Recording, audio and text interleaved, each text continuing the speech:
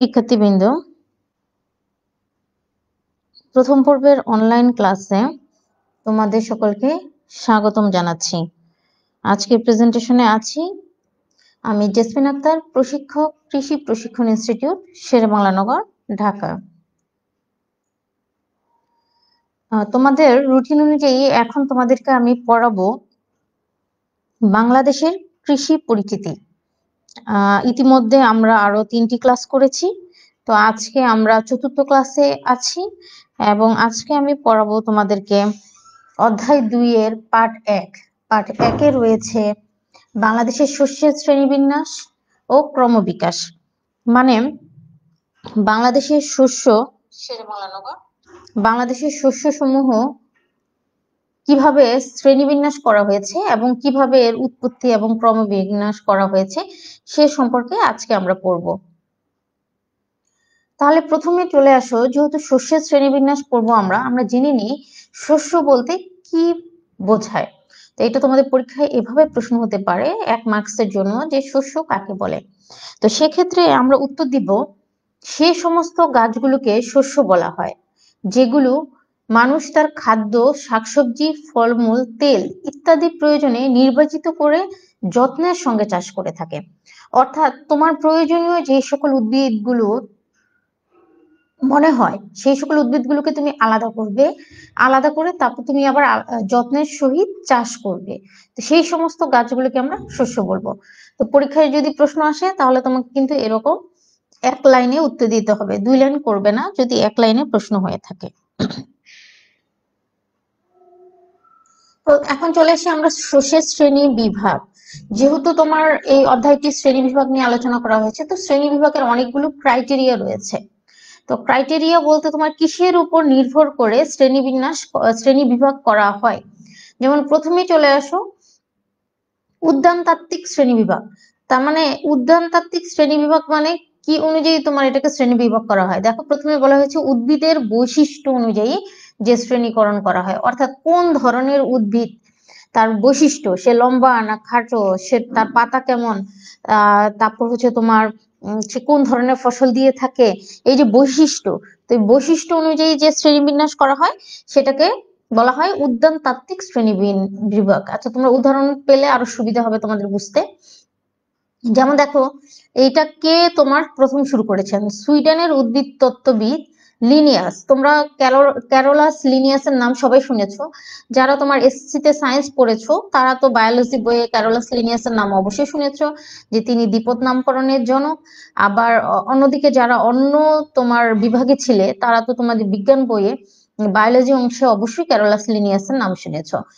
উনি হচ্ছেন সেই লিনিয়াস যিনি কিনা বাইনোমিয়াল পদ্ধতিতে শ্রেণী বিভাগের প্রবর্তন করেন। তিনি সর্বপ্রথম জেনাস এবং স্পেসিস, এটা তোমাদের সায়েন্টিফিক নেমের ক্ষেত্রে তোমরা জানো যে উদ্ভিদের বিভিন্ন সায়েন্টিফিক নেম রয়েছে, বায়োলজিতে তোমরা পড়বে, তো সেখানে জেনাস কি স্পেসিস কি সেই বিষয়ে ডিটেলস ধারণা পাবে। এটা কিন্তু এই যে ক্যারোলাস লিনিয়াস উদ্ভিদ তত্ত্ববিদ উনি উদ্ভাবন করেছেন। তো উনি হচ্ছে এই 3 ভাগে ভাগ করেছেন শস্যকে উদ্যানতাত্ত্বিক শ্রেণীবিন্যাস অনুসারে। প্রথমে চলে এসো গ্রামিনী, এটা উচ্চারণটা দেখো, গ্রামিনী। এইভাবে তোমরা সিলেবল ভেঙে পড়বে, GRA গ্রাজ, MI, তারপর এই উচ্চারণটা হচ্ছে নি, NEAE, নি। এগুলো হচ্ছে তোমার ফ্যামিলির নামের শেষে তোমার কি হয়, শেষে দেখো EAE এরকম হয়ে থাকে, এটাকে হচ্ছে ফ্যামিলি কিভাবে চিনবে। ওকে, তো এই গ্রামিনী বা ঘাস জাতীয় শস্য, এটা হচ্ছে এক ধরনের শস্য। তো কোনগুলো গ্রামিনী বা ঘাস জাতীয় সেগুলো চিনবি কি করে? তোমরা দেখবে যে যে সকল গাছের পাতা লম্বা আকৃতির এবং হচ্ছে শিরা উপশিরা বেশি বিভক্ত না, লম্বা লম্বা শিরা। যেমন তোমরা ধান গাছের কথা চিন্তা করো, ধান গাছের পাতাটা কেমন, যে তোমার লম্বা এবং শিরাগুলো হচ্ছে একবীজপত্রী টাইপ। তো এইগুলোকে তোমার গ্রামিনী জাতীয় বা ঘাস জাতীয় শস্য বলা হয়। তারপর চলে আসে লিগুমিনোসি, এভাবে তুমি সিলেবল ভেঙে বলবে, LEGU লিগো, MIMI, NONO, CEE। এখানে 4টা সিলেবল, লিগোমিনোসি। এটার বাংলা হচ্ছে শুটি জাতীয়। এর কারণ হলো এই সকল উদ্ভিদগুলোর মূলে তোমার গুটি গুটি তৈরি হয়। গুটি গুটি বলের মতো তৈরি হয়, এই জন্য এটাকে শুটি জাতীয় শস্য বলা হয়। যেমন তুমি চিন্তা করো, ডাল মানে তোমার মাসকালে বলো, মুগ বলো, মুসুর বলো, তারপর ওইদিকে ধুনচা, তারপর হচ্ছে তোমার সিম জাতীয়, বরবটি, এইসব গাছের শিকড় কখনো কখনো তুলে দেখবে যে গোড়ার মধ্যে গোল গোল বল তৈরি হয়েছে। ঠিক আছে, এই জন্য এটাকে বলা হয় শুটি জাতীয় শস্য। আচ্ছা, তারপর চলে আসি কিউ কার বি টে সি। ওকে, এই কিউ কার বি টে সি, এই কিউকারবিটিসির বাংলা হচ্ছে লাউ কুমড়া জাতীয় শস্য। অর্থাৎ তোমার যে সবজিগুলো এখানে বেশ কয়েকটি তোমার গ্রীষ্মকালীন সবজি, যেমন লাউ, মিষ্টি কুমড়ো, চিচিঙ্গা, ঝিঙা, ধুন্দল, পটল, ঠিক আছে, এগুলো সব হচ্ছে তোমার লাউ কুমড়া জাতীয় শস্য। তো এগুলো হচ্ছে কিউকারবিটিসের অন্তর্গত। তো এই ভাগগুলোতে তোমার ভাগ করা হয়েছে, এছাড়া আরো বেশ কয়েকটি ভাগ রয়েছে, তোমরা এগুলো বায়োলজি বইয়ে আরো ডিটেলস পড়বে। এখন আমরা চলে আসি জন্মকাল ভিত্তিক শ্রেণী বিভাগ, মানে জন্মকালের উপর ডিপেন্ড করেও তোমার কি করা হয়, শস্যকে শ্রেণী বিভাগ করা হয়। দেখো, আগেরটা ছিল উদ্ভিদের বৈশিষ্ট্য অনুযায়ী, এখনটা চলে আসো জীবনকাল অনুযায়ী। এটাকে বলা হয় জন্মকাল ভিত্তিক শ্রেণী বিভাগ। তো এইটা পরীক্ষায় কিন্তু খুব আসে। তোমার সংক্ষিপ্ত হিসেবে আসতে পারে উদাহরণ, যে এই একবর্ষজীবী শস্যের উদাহরণ কি, দ্বিবার্ষিক শস্যের উদাহরণ কি, আবার পুরোটাই আসতে পারে তোমার 3 মার্কসের কোশ্চেন হিসেবে। সেটা খুব ভালো করে তোমাকে আয়ত্তে আনতে হবে। যেমন দেখো, একবর্ষজীবী শস্য, এটা খুবই সহজ, খুবই সহজ। এটা তোমার নাম দেখেই তোমরা বুঝতে পারছো। তোমার কিভাবে সংজ্ঞাটা লিখবে, যে সমস্ত ফসল কি 1 বছরের মধ্যে জন্মায় এবং মারা যায় তাদেরকে আমরা কি বলবো, একবর্ষজীবী শস্য বলবো। তাহলে এমন বেশ কিছু শস্য দেখো তোমাদের আশেপাশেই আছে, যেগুলো কিনা তোমার কি 1 বছরের মধ্যেই কি হচ্ছে, জন্মাচ্ছে এবং 1 বছরের মধ্যেই কি মারা যাচ্ছে। তেমন সহজ কিছু উদাহরণ দেখো, ধান দেখো কি করছি, আমরা লাগাচ্ছি আউশ বা আমন বা বোরো, যে সিজনে লাগাই না কেন, দেখবে যে 3 মাস 4 মাস সর্বোচ্চ 5 মাস, যেটা কিনা বড় সিজনে হয়, তারপরে কিন্তু আমরা ধানটা কেটে ধান সংগ্রহ করছি। গমের ক্ষেত্রেও সেম, 3 থেকে 4 মাস সময় লাগছে আমাদের। শাকসবজি দেখো, অনেক শাকসবজি তো তোমার 1 মাসও লাগে না, তাই না? সো তোমার এই শস্যগুলোকে আমরা কি বলবো, একবর্ষজীবী শস্য। ওকে, আচ্ছা, তোমরা যারা ক্লাস অ্যাটেন্ড করছো তোমরা রোল নং গুলো দিয়ে দাও। আমি রোল নং গুলো কিন্তু প্রতি ক্লাসেই আমি লিস্ট করে রাখছি।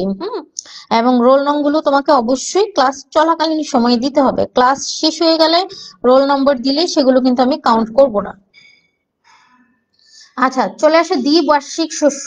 দ্বিবার্ষিক শস্যগুলোর মধ্যে কি রয়েছে, জীবনকাল সম্পূর্ণ করতে যাদের 2 বছর সময় লাগে তাদেরকে আমরা বলবো দ্বিবার্ষিক শস্য। ঠিক আছে, এই দ্বিবার্ষিক শস্যের মধ্যে রয়েছে বিট, আখ ইত্যাদি। তো এই যে আখ দেখো, আখ কিন্তু হতে প্রায় তোমার 15 থেকে 16 মাস লেগে যায়। বিটও এরকম, তোমার প্রায় 1.5 বছরের মতো সময় লেগে যায়। এই জন্য এগুলোকে বলা হয় দ্বিবার্ষিক শস্য। তারপর চলে আসো বহুবর্ষজীবী শস্য। বহুবর্ষজীবী শস্য হলো যে শস্যগুলো তোমার 3 বছর বা তার অধিক সময় ধরে জন্মায় এবং পরে মারা যায়। তার মানে তুমি একবার লাগাবে একটা শস্য, একবার লাগানোর পর সেটা তুমি আরো 3-4 বছর ধরে সেটা তোমার বেঁচে থাকবে, তোমাকে ফলন দিবে এবং তারপর মারা যাবে। সেগুলোকে আমরা বলবো বহুবর্ষজীবী শস্য। এখন এই বহুবর্ষজীবী শস্যের উদাহরণ কি কি দেখো, বহুবর্ষজীবী শস্যের মধ্যে কি কি রয়েছে, তুলা দেখো, একবার গাছ লাগলেও কিন্তু বেশ কয়েক বছর তোমাকে ফলন দেয়, প্রতি বছর বছর লাগাতে হয় না।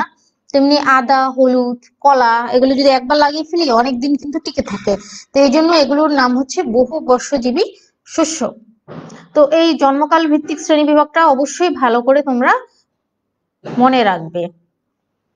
এখন চলে আসবে চাষ ভিত্তিক শ্রেণী বিভাগ, অর্থাৎ তুমি কোন সময়ে, বছরের কোন সময়ে ফসল চাষ করছো সেই অনুযায়ী এই শ্রেণী বিভাগটা করা হয়। এর মধ্যে রয়েছে 2 ভাগে, এটা তোমার পরীক্ষায় খুবই আসে। রবি শস্য কি, খরিফ শস্য কি, রবি শস্য খরিফ শস্যের পার্থক্য, এগুলো তোমার খুব বেশি করে আসে। তাহলে দেখো, রবি শস্য আমরা কাকে বলবো, যে সমস্ত ফসল কি করা হয়, রবি মৌসুমে চাষ করা হয় সেগুলোকে বলা হয় রবি শস্য। এখন তোমরা হয়তো প্রশ্ন করতে পারো যে স্যার রবি মৌসুম কি জিনিস, এই রবি মৌসুম হচ্ছে যে বছরের একটা সময়, চিন্তা করো যে নভেম্বর মাস থেকে মার্চ মাস, যেমন এখন কিন্তু তোমরা রবি মৌসুমের মধ্যে রয়েছো, এখন জানুয়ারি মাস। তো এই দেখো তাহলে এখন কি শীত না গরম, তোমরা বোঝার চেষ্টা করো, এখন হচ্ছে শীতকাল। তাহলে রবি শস্য বলতে আমরা বুঝবো যে শীতকালে যে ফসলগুলো হয় সেগুলোকে আমরা রবি শস্য বলবো। তো অনেক ফসল কিন্তু আছে যেগুলো শীতকালে হয় কিন্তু বছরের অন্যান্য সময় কিন্তু হয় না। তো এই যে টাইমটা নভেম্বর থেকে মার্চ, এই জন্য এটাকে রবি শস্য বলবো। এটা বিভিন্ন বিজ্ঞানীগণ এবং কৃষি তত্ত্ববিদগণ কি করেছেন, এভাবে ভাগ করেছেন। তো দেখো এই ফসলগুলোর নাম দেখো, গম, যব, সরিষা, ছোলা, মসুর ইত্যাদি। এই ফসলগুলো কিন্তু তোমার অন্য মৌসুমে হয় না, এবং রবি মৌসুমে কিন্তু প্রচুর শাকসবজিও ফলে থাকে, যেগুলো কিন্তু অন্য মৌসুমে ফলে না। তারপর দেখো তুমি খরিফ শস্য। খরিফ শস্য আমরা বলতে কোনগুলো বুঝবো, যে সমস্ত ফসল খরিফ মৌসুমে চাষ করা হয় তাদেরকে আমরা বলবো খরিফ শস্য। এখন প্রশ্ন হলো তাহলে খরিফ মৌসুম কোনটা? এইটা কিন্তু তোমার এগ্রিকালচারে মানে কৃষিতে তুমি ডিপ্লোমা করতে এসেছো, তুমি একসময় কৃষির লাইনে কাজ করবে, তুমি যেই জবই করো না কেন, সেটা সরকারি হতে পারে বেসরকারি হতে পারে, তোমাকে কিন্তু এই যে মৌসুম, রবি শস্য, খরিফ শস্য, আবার অন্য দিক দিয়ে হচ্ছে তোমার ধানের 3টি মৌসুম, আউশ, আমন, বোরো, এগুলো কিন্তু তোমাকে অবশ্যই অবশ্যই সারা জীবন মনে রাখতে হবে যদি তুমি এই কৃষি সাইডে কাজ করতে চাও, ঠিক আছে? তাহলে দেখো এই খরিফ শস্যের মধ্যে কি কি রয়েছে। খরিফ শস্য কোন সিজনটাকে বলবো, এই যে মে মাস থেকে অক্টোবর মাস, অর্থাৎ এই যে গরম গ্রীষ্মকালীন যে সময়টা, সেটাকে আমরা বলবো খরিফ শস্য।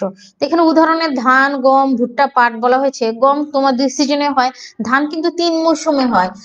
আউশ, আমন, বোরো আমরা রবিতেও রাখতে পারি। তারপর ভুট্টা, পাট, এগুলো হচ্ছে কি খরিফ শস্য। পাট যেমন গরমের সিজন ছাড়া হবে না। ওকে, এখন চলে আসো যে এটার আরো বেশ কিছু বলা হয়েছে, যে কিছু কিছু ফসল আছে যেগুলো তোমার রবি মৌসুমেও ফলে আবার খরিফ মৌসুমেও ফলে, মানে উভয় মৌসুমে ফলে, সারা বছরই ফলে। এরকম কিছু ফল রয়েছে, কি ফসল কি কি রয়েছে দেখো। ভুট্টা, এটা কিন্তু রবিতে হয় খরিফে হয়। তুলাও 2 সিজনে হয়। মুগ সারা বছর চাষ করা যায়। মুগ মাত্র তোমার 2 মাস বয়সী একটা ফসল। মুগ ডাল যদি তুমি লাগাও 2 মাসের মধ্যে এটা ম্যাচিউর হয়ে যায়। তো তুমি এটা সারা বছরই করতে পারো মূলত। তারপর দেখো বরবটি, এটা তোমার 2 সিজনেই করা যায়। লঙ্কা মানে মরিচ, এটাও তোমার সারা বছর করা যায়। বেগুন এখন সারা বছরই করা যায়। মানে এই ফসলগুলো হচ্ছে উভয় মৌসুমে চাষ করা যায়। আচ্ছা, তারপরে দেখো এছাড়া আরো কিছু ফসল রয়েছে, এগুলোকে যেমন চৈতালি বলা হয়, মানে চৈত্র মাসে যেগুলো লাগানো হয়, রবি খরিফের মাঝামাঝি মার্চ এপ্রিল মাসে লাগানো হয়। ওকে, আবার কিছু কিছু হচ্ছে প্রাক খরিফ, মানে হচ্ছে তোমার খরিফ মৌসুম যেমন মে থেকে শুরু হয়, এপ্রিল মাসে মার্চ মাসে চৈতালি, এগুলোকে প্রাক খরিফ বলা হয়। আবার দেখো কিছু কিছু ফসল ডিভাইড করা হয়েছে যে চাষের বিশেষত্ব, মানে তুমি কি জমিতে পানি সেচ দিচ্ছ না দিচ্ছ না তার উপর নির্ভর করে বলা হয় যে সেচের ফসল, বিনা সেচের ফসল। মানে কিছু কিছু ফসল হচ্ছে তোমার অটো বৃষ্টির উপর নির্ভর করে হয়, যেমন আউশ ধান। আউশ ধান আমরা যেটা লাগাই সেটাতে কিন্তু আমরা সেচ দেই না, সেটা হচ্ছে অটো বৃষ্টি দিয়েই হয়ে থাকে তোমার। তারপর সেচের ফসল হচ্ছে যেমন হচ্ছে আমন, বোরো ধান, প্রচুর পানি দিতে হয়। ওকে, তারপর চলে দেখো ফসলের বিশেষত্ব বিবেচনা করে, এখান থেকে উদাহরণ আসে যে অর্থকরী ফসলের উদাহরণ দাও, খাদ্যশস্যের উদাহরণ দাও, পশু খাদ্যের উদাহরণ দাও, মূল জাতীয় ফসলের উদাহরণ দাও। এবার হচ্ছে শর্ট কোশ্চেন আসে। অর্থকরী ফসল, যেটা ইংলিশ হচ্ছে ক্যাশ ক্রপ। তো এই ক্যাশ ক্রপ মানে হচ্ছে তুমি যে সকল ফসল চাষ করে তুমি বিক্রি করে নগদ অর্থ, ক্যাশ টাকা হাতে পাবে, সেগুলোকে বলা হয় তোমার কি অর্থকরী ফসল। যেমন তুমি যদি পাট লাগাও, পাট কিন্তু বিক্রি করে আমরা কি করি, সাথে সাথে টাকা পেই হাতে, এই জন্য এটাকে বলা হয় ক্যাশ ক্রপ। চা, তুলা, এগুলো হচ্ছে ক্যাশ ক্রপ, মানে যেগুলো থেকে মূলত আমরা অর্থ পেয়ে থাকি। খাদ্যশস্য মানে যেগুলো আমরা খেয়ে থাকি, যেমন খাদ্যশস্যের মধ্যে কি কি রয়েছে, এই যে ধান, গম, ভুট্টা, এগুলো হচ্ছে খাদ্যশস্য। পশু খাদ্য মানে কি, যেগুলো আমরা পশুকে খাওয়াই। এগুলোর উদাহরণ দিতে পারো বিভিন্ন ঘাস, যেমন হচ্ছে ন্যাপিয়ার ঘাস।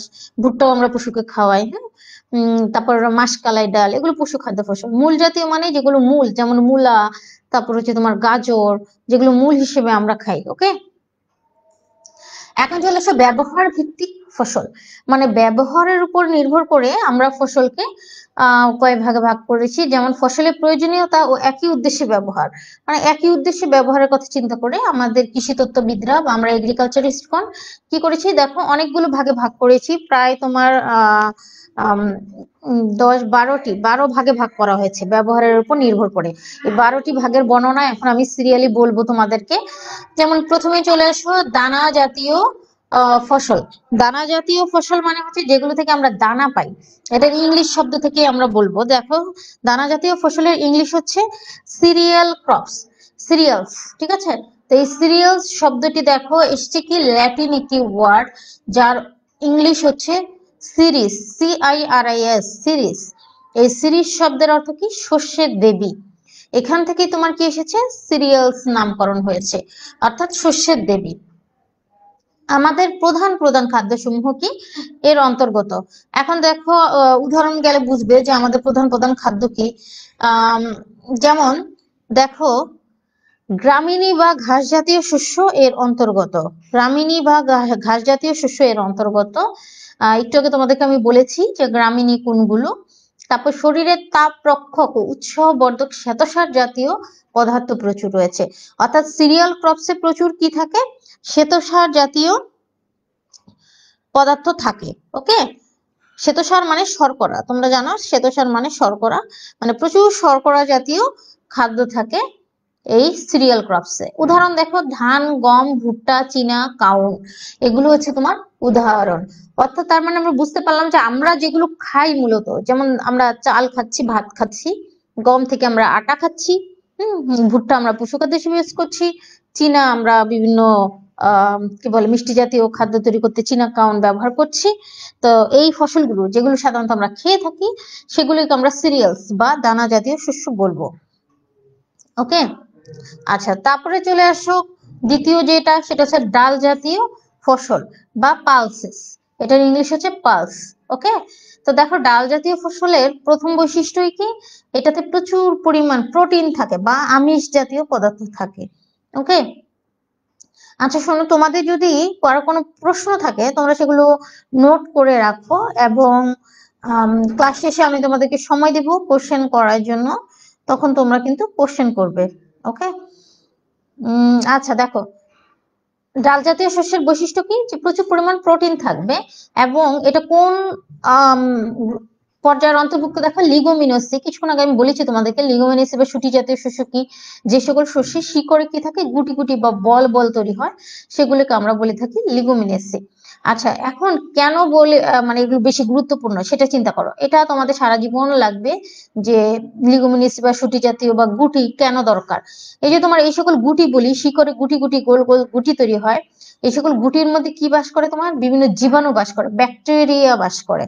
এই ব্যাকটেরিয়া গুলো তোমার কি হয়, এই ব্যাকটেরিয়া গুলো বাতাস থেকে নাইট্রোজেন গ্রহণ করে। এখন তোমরা চিন্তা করবে যে স্যার নাইট্রোজেন দিয়ে কি হয়ে থাকে, এই নাইট্রোজেন কিন্তু কি করে উদ্ভিদ খেয়ে থাকে, মানে উদ্ভিদকে পুষ্টি যোগাবে এই নাইট্রোজেন। এই নাইট্রোজেনের উৎস হচ্ছে আমরা জমিতে যেমন জৈব সার গোবর সার দিয়ে থাকি, তারপর তোমার ইউরিয়া সার বাইরে থেকে প্রয়োগ করে থাকি, এগুলো কিন্তু নাইট্রোজেন দেওয়ার জন্যই দিয়ে থাকি।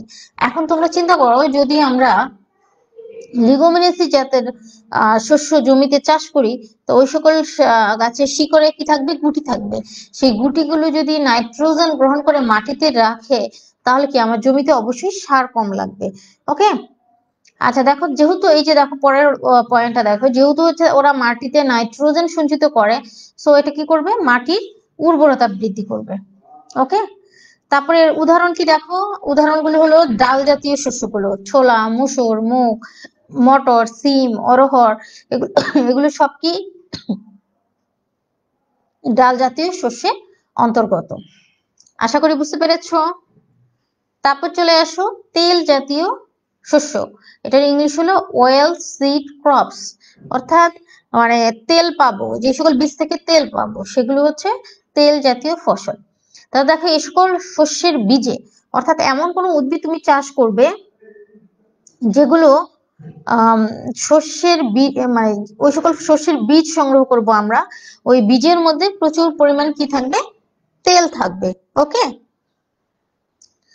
আচ্ছা তারপর দেখো নাতিশীতোষ্ণ অঞ্চলে ভালো জন্মে। নাতিশীতোষ্ণ অঞ্চল তোমাদেরকে আমি দ্বিতীয় ক্লাসে পড়িয়েছি যে নাতিশীতোষ্ণ অঞ্চল কি, মানে না শীত না গরম, এই অঞ্চলটাকে আমরা বলে থাকি নাতিশীতোষ্ণ অঞ্চল। যেমন বাংলাদেশ নাতিশীতোষ্ণ অঞ্চলে পড়ে, তো এই অঞ্চলে ভালো জন্মে। তাহলে আমরা আবহাওয়া জলবায়ুটা বুঝে গেলাম। তারপর দেখো তেল জাতীয় শস্য থেকে আমরা কি পেয়ে থাকি, স্নেহ জাতীয় খাদ্যের প্রধান উৎস বা চর্বি জাতীয় খাদ্যের প্রধান উৎস হচ্ছে তোমার এটা বেশি পাওয়া যায়। তারপর দেখো এই যে তেল, তেল কিসের কাঁচামাল হিসেবে ব্যবহার করা হয়? বিভিন্ন শিল্পের কাঁচামাল হিসেবে ইউজ হয়, যেমন গ্লিসারিন, সাবান, বার্নিশ, বার্নিশ করা হয় যে বিভিন্ন ফার্নিচারে, এই সব কিছু তোমার কি তেল কাঁচামাল হিসেবে ইউজ হয়। তারপর এ সকল উদাহরণ দেখো, সরিষা, তিল, বাদাম, নারিকেল, তিসি ইত্যাদি হচ্ছে তেল জাতীয় শস্যের উদাহরণ। তো বাংলাদেশে দেখো বেশি কি চাষ হয়? সরিষা।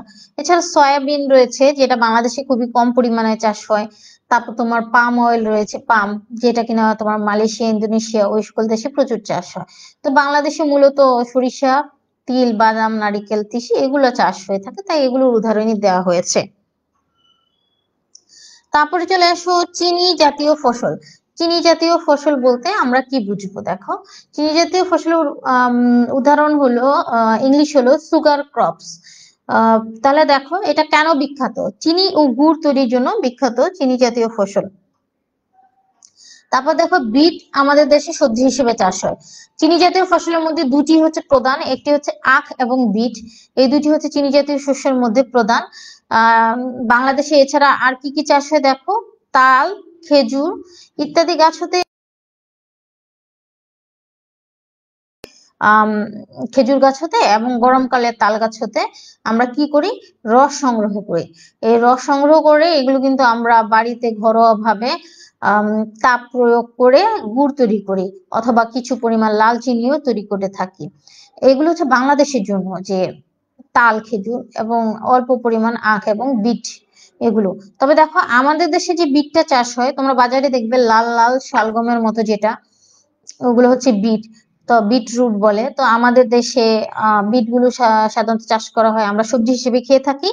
তবে তোমার বিদেশে বা শীত প্রধান দেশ যেগুলোকে আমরা বলবো কোল্ড রিজিয়ন, তো ওই কোল্ড রিজনে তোমার কি করা হয়? বিট হচ্ছে চিনি উৎপাদনের জন্য চাষ করা হয়, ওরা প্রচুর পরিমাণে চাষ করে এবং সেগুলোকে বিভিন্ন কারখানাতে প্রসেসিং করে চিনি উৎপাদন করে থাকে। আশা করি বুঝতে পেরেছো। তারপরে দেখো পরেরটা হচ্ছে তন্তু জাতীয় ফসল। তন্তু মানে হচ্ছে এক ধরনের সুতা, ওকে।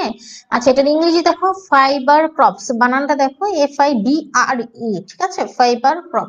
তো এই যে ফাইবার ক্রপ, তো এই ফাইবার ক্রপের কাজ কি দেখো, সুতা, বস্ত্র, দড়ি, চট, বস্তা, মাদুর ইত্যাদি তৈরি করব আমরা তন্তু জাতীয় ফসল থেকে, ওকে।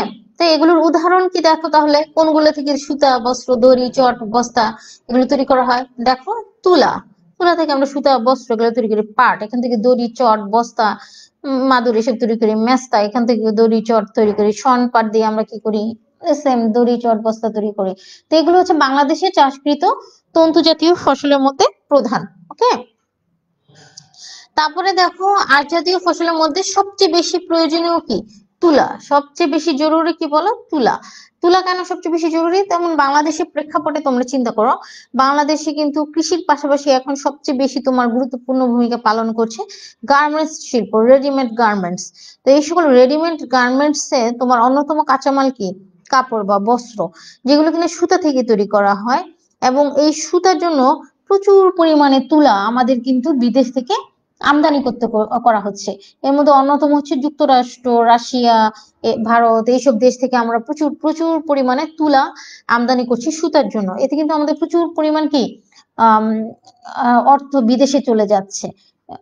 কিন্তু বাংলাদেশে আসলে তুলার চাষ আসলে সেভাবে কি হচ্ছে না, প্রসার হচ্ছে না, যেটা কিন্তু খুব বেশি জরুরি ছিল। তারপরে চলে আসো নেশা বা মাদক দ্রব্য জাতীয় ফসল। এটার ইংলিশ কি দেখো, ন্যাক্রোটিক্স, ওকে। এটার ইংলিশ হচ্ছে ন্যাক্রোটিক্স, NACROTICS। তোমরা কিন্তু এই ইংলিশ গুলো শিখবে, বিশেষ করে এই ফসলগুলোর ইংরেজি নাম এগুলো তোমরা শিখবে। এগুলো ভাইভাতে হয়তো আমি কোশ্চেন করব, বিভিন্ন প্র্যাকটিক্যালের ভাইভায়, এগুলো তোমাদের জানা প্রয়োজন। দেখো ন্যাক্রোটিক্স বা মাদকদ্রব্য জাতীয় ফসলের কেন চাষ হয় বা কি কাজ করে? সাময়িক উৎসাহ, উত্তেজনা, আরাম বা নেশা বা মাদকতা জাতীয় তোমার ফিলিংস দিবে এই ন্যাক্রোটিক জাতীয় ফসলগুলো। বাংলাদেশে দেখো বেশি কিন্তু তোমার কি চা ও কফি, এগুলো হচ্ছে ন্যাক্রোটিক হলেও এগুলো সুস্বাদু পানীয় হিসেবে আমরা চাষ করি চা ও কফি, ওকে। কিন্তু এছাড়া যেগুলো আসলে মূলত ন্যাক্রোটিক্স বলা হয় সেগুলোর মধ্যে রয়েছে তামাক, আফিম, ভাং, গাঁজা, মানে এই জাতীয় শস্য, যেগুলো কিনা আসলে বাংলাদেশে চাষ করা অনেকটা নিষিদ্ধ। তারপরেও লুকিয়ে অনেক জায়গায় অনেক তামাক চাষ কিন্তু করা হয়ে থাকে। তারপর দেখো এই সকল ফসলের মধ্যে সবচেয়ে বেশি গুরুত্বপূর্ণ কি? তামাক। তোমার পরবর্তী ক্লাসগুলোকে আসলে তামাকের কি পড়বে, তামাক চাষ পদ্ধতিও শিখবে, যে যদিও কিনা এটা আসলে নিষিদ্ধ। তারপরে চলে আসে সবজি জাতীয় ফসল। তো এই সবজি জাতীয় ফসলের মধ্যে কি কি রয়েছে দেখো। সবজি জাতীয়, ওকে সরি, এটা আসলে নেক্রোটিক্স হবে না, আমি বানানটা ভুল করেছি, হবে narcotics. Okay, sorry for that, এটা আসলে লিখতে যে টাইপিং মিস্টেক হয়েছে। এটা হবে নার্কোটিক্স, মানে আরটা আগে আসবে, সিটা পরে যাবে, NARCO, নার্কোটিক্স। ওকে, আচ্ছা তারপরে চলে আসে সবজি জাতীয় ফসল। সবজি জাতীয় ফসলের মধ্যে রয়েছে সবজি জাতীয় ফসলের মধ্যে রয়েছে ভেজিটেবলস। এটার ইংলিশ হচ্ছে ভেজিটেবলস। এই ভেজিটেবলস এর মধ্যে কি কি রয়েছে? আলু, বেগুন, টমেটো, আরো অনেক কিছু। আসলে এখানে আমি বেশ কয়েকটি উদাহরণ দিয়েছি, তো তোমাদের আরো অনেক অনেক উদাহরণ রয়েছে। তো সেই উদাহরণগুলো তোমরা মানে তোমরা তোমাদের আশেপাশে যা রয়েছে সেগুলো দিয়ে চিন্তা করবে কোনগুলোকে আমরা সবজি বলে থাকি। তো এই সবজির প্রধান কাজ কি? এটা হচ্ছে পুষ্টির উৎস। ঠিক আছে, এটার প্রধান কাজ হচ্ছে পুষ্টির উৎস। ভিটামিন ও খনিজ পদার্থ বেশি পরিমাণে থাকে। তার মানে কোনো ভিটামিনের উৎস এবং খনিজের উৎস হিসেবে যদি আমরা নিতে চাই, তাহলে সেটা হচ্ছে আমাদের সবজি খেতে হবে। আচার ও মশলা জাতীয় ফসল, এটার ইংলিশ হচ্ছে কন্ডিমেন্টস এন্ড স্পাইসেস। স্পাইসেস বলে, আমরা বলি না স্পাইসি, ওখান থেকে স্পাইসেস মানে হচ্ছে মশলা বেশি, আর কন্ডিমেন্টস হচ্ছে মশলা, এগুলোকে একসাথে মশলা বলে। তো কন্ডিমেন্টস এন্ড স্পাইসেস। এখন এই যে আচার হিসেবে সংরক্ষণের জন্য এবং খাদ্যে ব্যবহারের জন্য এই ফসলগুলো চাষ হয়। তো এই ফসলগুলোর মধ্যে কি কি রয়েছে? মরিচ, আদা, হলুদ, পেঁয়াজ, রসুন, জিরা, মেথি, এলাচ, দারুচিনি, এগুলো তোমার হচ্ছে কি স্পাইসেস ক্রপস বা কন্ডিমেন্টস ক্রপস আমরা একসাথে বলে থাকি। আচ্ছা, এই যে খাদ্যের স্বাদ ও গন্ধ বৃদ্ধি করবে এগুলো। তোমরা চিন্তা করো যে তোমরা কেন তরকারিতে হলুদ বা মরিচ দিচ্ছ, বলো? তরকারি টেস্ট বৃদ্ধি করার জন্য। ওকে, তো এই জন্য হচ্ছে আমরা স্পাইসেস ক্রপ গুলো কি করে থাকি? চাষ করে থাকি। দেন চলে আসো পশু খাদ্য ফসল। পশু খাদ্য ফসলের উদাহরণ হলো ইংলিশ কি? Fodder crops, FODDER, fodder crops. তো এই ফডার ক্রপস এর মধ্যে বাংলাদেশে বেশ কিছু ঘাস চাষ করা হয়। ঘাসগুলো কি কি দেখো? ন্যাপিয়ার, গিনি, বার্সিম, লুসার্ন। লুসার্ন হচ্ছে একটা মানে পশু খাদ্য জাতীয় ঘাস, এটা বিদেশি ঘাস, বাংলাদেশে চাষ করা হয়।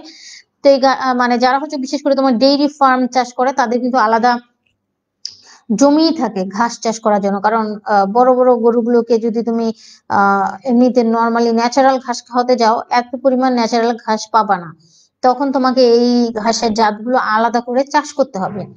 আচ্ছা দেখো, বাংলাদেশে আসলে এত এত ঘাস, আসলে ন্যাপিয়ারটা আর গিনিটা হচ্ছে বেশি তোমার জনপ্রিয়। তবে বাংলাদেশে কি করা হয়, তোমার জোয়ার, ভুট্টা, মাসকলাই, এগুলো কি করা হয়? জমিতে ফেলে রাখা হয়, এমনি তোমার কোনো চাষ ছাড়া ফেলে রাখা হয়, মানে বিনা চাষে জমিতে ছিটিয়ে দেওয়া হয়।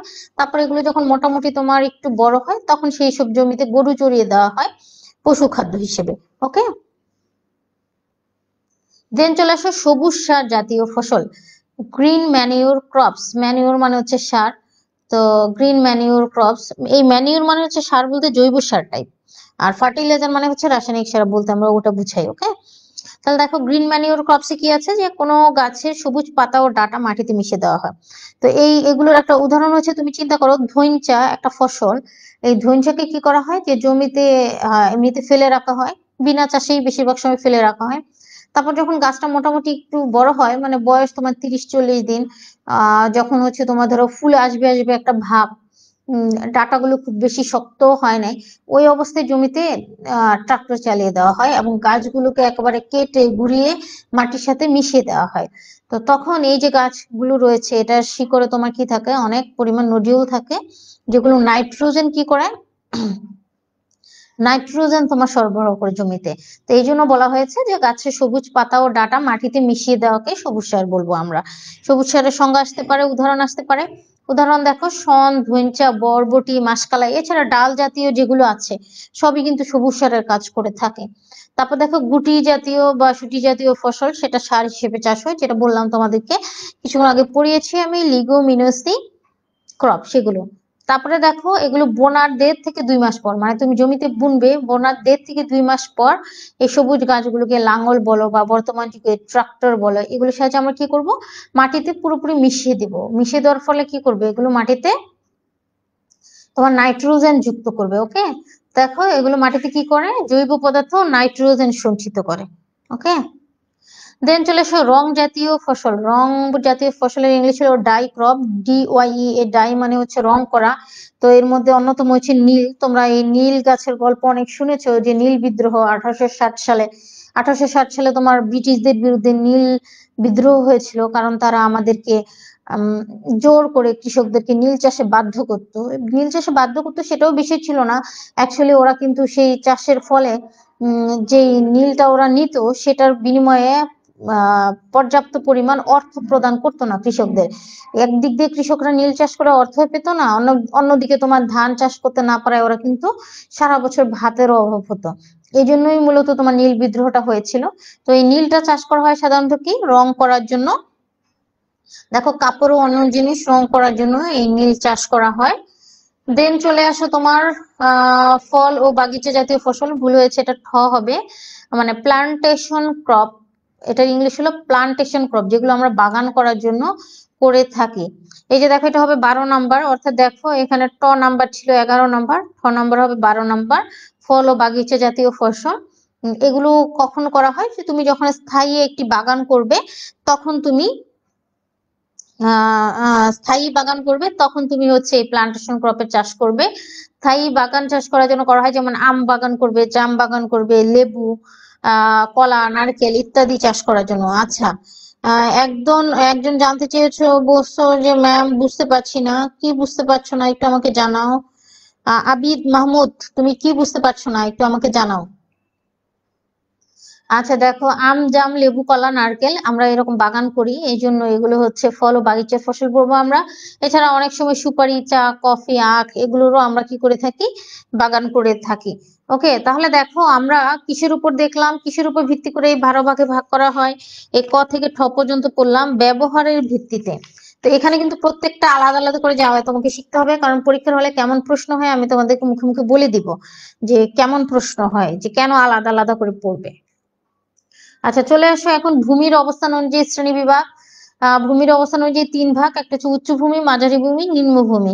উচ্চ ভূমি মানে যে ফসলগুলো উঁচু জমিতে জন্মায়, মাঝারি হচ্ছে একটু মিডল, এবং নিম্নভূমি হচ্ছে যেমন ধান, যেগুলো নিচু জমিতে জন্মায়। ওকে, এখন চলে আসো আবহাওয়া ভিত্তিক শ্রেণী বিভাগ, এটাও তোমার অনেক গুরুত্বপূর্ণ।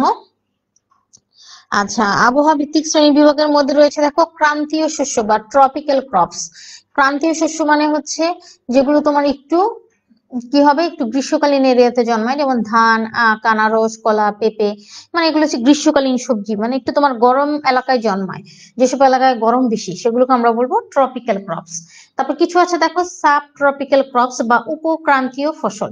তো উপক্রান্তীয় ফসলের মধ্যে হচ্ছে যেগুলো হালকা গরম হালকা শীত এরকম, যেমন বাংলাদেশের শীতকাল ধরো অনেকটা, যেমন সরিষা, ডাল, চীনাবাদাম, বিভিন্ন ধরনের কপি, ফুলকপি, বাঁধাকপি, ওলকপি যেগুলো বলো, গাজর, মূলা, গম, এগুলো হচ্ছে সাবট্রপিক্যাল। আর হচ্ছে কিছু রয়েছে তোমার কুল রিজিয়ন, মানে হচ্ছে শীত প্রধান অঞ্চলের ফসল।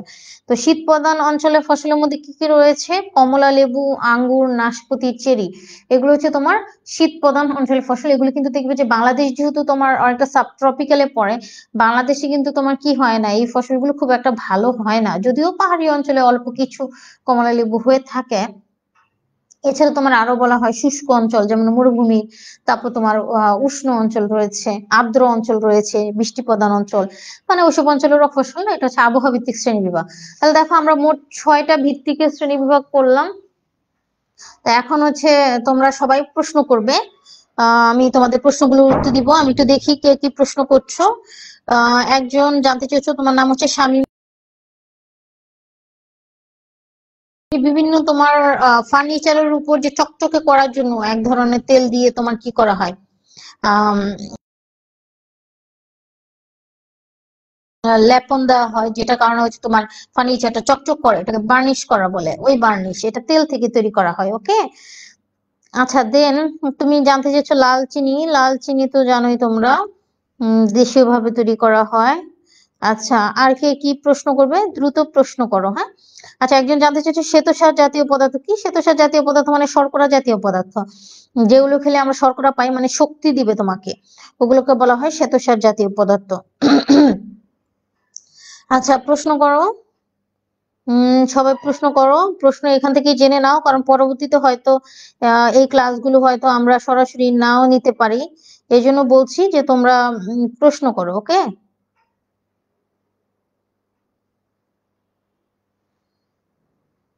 কে কি বুঝতে পারো নাই একটু বইটা দেখে প্রশ্ন করো।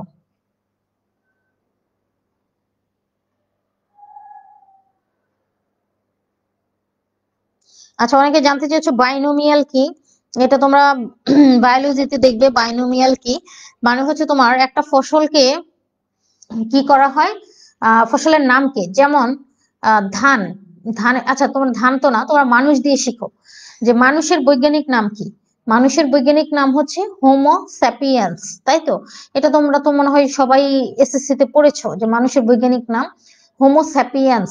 হোমো আলাদা, স্যাপিয়েন্স আলাদা। এই যে হোমো অংশটা এটাকে বলা হয় জেনাস, এবং স্যাপিয়েন্স অংশটা এটাকে বলা হয় স্পেসিস। তো এই যে দুইটা ভাগে ভাগ করা একটা কোনো একটা উদ্ভিদ বলো বা প্রাণী বলো, তার নামকে, সেটাকে বলা হয় বাইনোমিয়াল। তেমনি তোমাদের যেহেতু কৃষি নিয়ে পড়াশোনা, তোমাদের এটা খুব ভালো করে জানতে হবে। ধানের ধানের বৈজ্ঞানিক নাম হচ্ছে ওরাইজা স্যাটাইভা, ঠিক আছে? এটা তোমরা শিখবে। আচ্ছা, তারপর হচ্ছে একজন জানতে চাইছো মাঠ ফসল কি? মাঠ ফসল হচ্ছে তোমাদের আসলে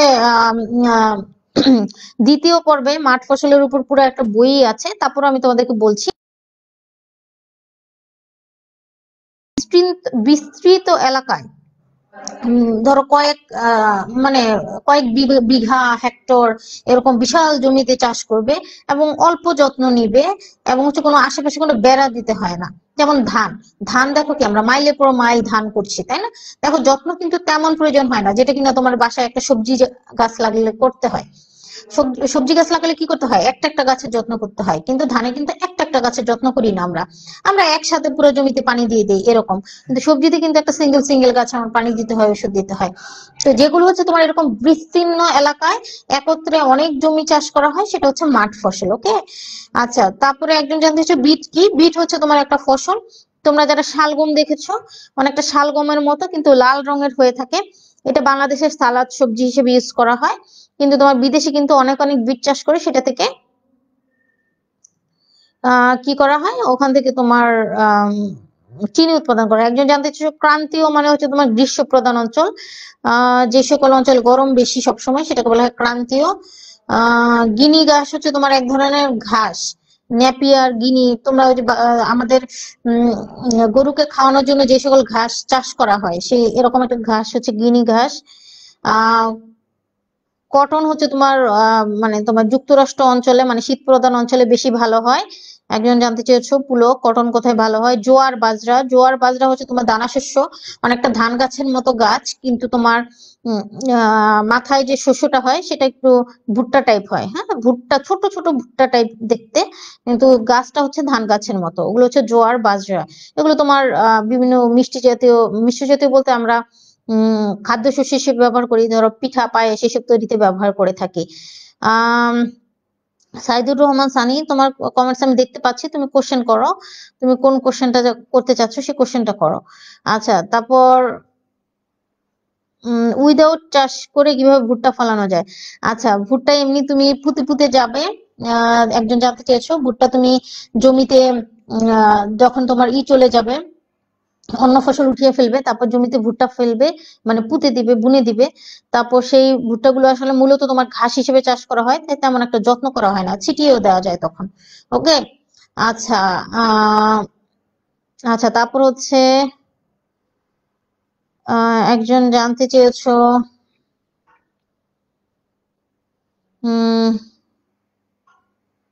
কোশ্চেন কোথায়? সবার কমেন্টস আমি দেখতে পাচ্ছি, তোমরা প্রশ্ন করো। আচ্ছা, অ্যাপ্রিকট একটা ফসল, অ্যাপ্রিকট একটা ফল, এটা কোনো ফসল না, এটা একটা ফল।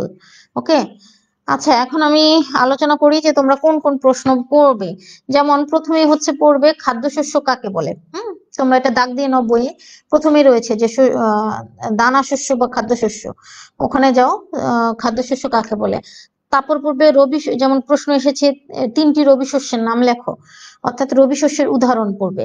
তারপর এসেছে কয়েকটি সবুজ সার জাতীয় ফসলের নাম লেখো, অর্থাৎ সবুজ সার জাতীয় ফসলে তোমরা উদাহরণ দিবে। ঠিক আছে। তারপরে দেখো কি বলেছে, 4টি অর্থকর ফসলের উদাহরণ দাও।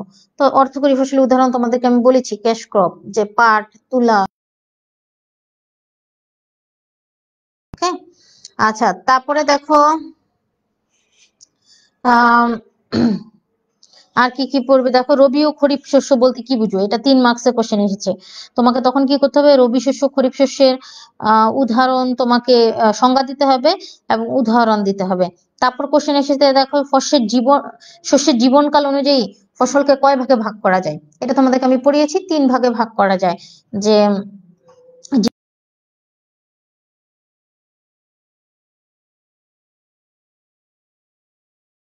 সবই সংক্ষিপ্ত কোশ্চেন এসেছে। তারপর দেখো আরো বেশ কিছু কোশ্চেন দেই। কি বলা হয়েছে,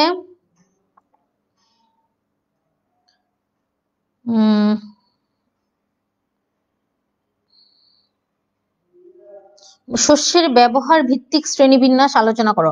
এটা ব্রড কোশ্চেন এসেছে, বড় মার্কসের, মানে 6 মার্কসের যে কোশ্চেন, যেটা তোমাদেরকে প্রায় 2-3 পৃষ্ঠা লিখতে হবে, সেই কোশ্চেন এসেছে। ব্যবহার পর্যন্ত দানা জাতীয়, ডাল জাতীয়, তেল জাতীয়, শর্করা জাতীয়, তন্তু জাতীয়, নেশা জাতীয়, সবজি জাতীয়, আচার ও মশলা, পশু খাদ্য, সবুজ সার, রং এবং ফল বাগিচা। এই যে তোমাদেরকে আমি 12টা পড়ালাম, এইটা হচ্ছে 12টাই তোমাকে সংজ্ঞা লিখে উদাহরণ দিতে হবে যখন এটা ব্রড কোশ্চেন আসবে। 6 মার্কসে ব্রড কোশ্চেন আসবে, 2 থেকে 3 পৃষ্ঠা উত্তর করতে হবে এটা। আচ্ছা, একজন জানতে চেয়েছো লাইভস্টক কি, লাইভস্টক হচ্ছে পশুপালন। ঠিক আছে। আচ্ছা, তারপর চলে আসো যেমন সংক্ষিপ্ত কোশ্চেন এসেছে দ্বিবার্ষিক শস্যের উদাহরণ, এটা তোমাদেরকে আমি পড়েছি। ওই যে কাল অনুযায়ী যে ভাগ, সেখানে দ্বিবার্ষিক শস্য যেগুলো আছে সেগুলো দিবে। হ্যাঁ। তারপরে চলে আসো কি বলা হয়েছে,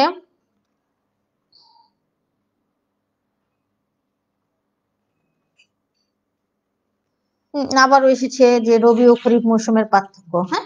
তো এই যে কোশ্চেন গুলো বললাম, শন হচ্ছে এক ধরনের পাট। হ্যাঁ, শন তোমরা জানতে চেয়েছো, শন দিয়ে অনেক সময় মাদুর করা হয়। শন পাট আছে, আবার শন হচ্ছে ঘাসের মতো একটা আছে, উদ্ভিদ আছে, শন বলে সেটাকে, সেটা দিয়ে অনেক সময় মাদুর তৈরি করা হয়। আবার শনপাট বলে একটা শনপাটও আছে। ওকে। তো আশা করি তোমরা সবাই ক্লাসটা বুঝতে পেরেছো। এই পাঠের, মানে এই অধ্যায়ের এই পাঠ, এটা কিন্তু তোমাদের খুবই খুবই গুরুত্ব দিয়ে পড়তে হবে। প্রত্যেকটা জিনিস মুখস্থ করে ফেলতে হবে, কারণ যে কোনো অংশ থেকে কোশ্চেন হতে পারে, এবং তুমি কৃষি নিয়ে ভবিষ্যতে জানতে হলে এই অধ্যায় তোমাকে খুব ভালো করে জানতে হবে। ওকে। তো আশা করি সবাই ভালো থাকবে। পরবর্তী ক্লাসে সবাই অংশগ্রহণ করো, এবং আমি পরবর্তী ক্লাস আমার পরের মঙ্গলবার 11টার দিকে। তো তোমরা সবাই ক্লাসে উপস্থিত থেকো, এবং আজকের পরবর্তী ক্লাসটাও সবাই মনোযোগ দিয়ে অংশগ্রহণ করবে। সকলকে ধন্যবাদ।